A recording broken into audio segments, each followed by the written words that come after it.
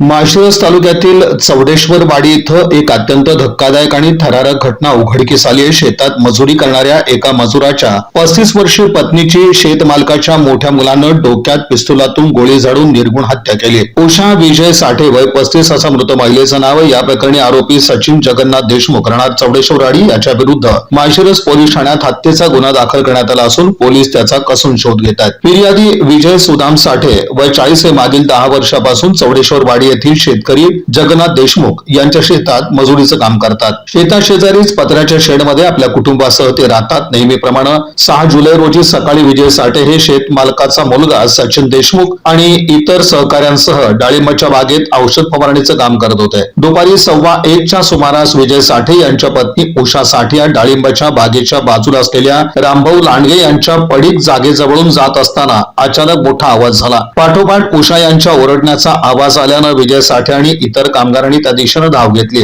विजय साठे घटनास्थळी पोहोचले असता त्यांची पत्नी उषा साठे या रक्ताच्या थारोळ्यात पडलेल्या दिसल्या। शेतमालकाचा मुलगा सचिन देशमुख हा हातात पिस्तूल घेऊन तिथे उभा होता। विजय साठे यांनी भैया तुम्ही असं का केलं असं विचारलं असता आरोपी सचिन तिथून पिस्तूल घेऊन पळून गेला। गंभीर जखमी झालेल्या उषा साठे यांना उपचारासाठी तातडीनं अकलूज येथील अश्विनी हॉस्पिटलमध्ये दाखल करण्यात आलं। मात्र तिथे तपासणीपूर्वीच डॉक्टरांनी त्यांना मृत घोषित केला। या धक्कादायक घटनेमुळे परिसरात प्रचंड खळबळ उडाली आहे। माळशिरस पोलिसांनी विजय साठे यांच्या तक्रारीवरून आरोपी सचिन देशमुख यांच्या विरोधात गुन्हा दाखल केला असून पुढील तपास सुरू करण्यात आलाय। हत्येचं नेमकं कारण अद्याप स्पष्ट झालेलं नाही।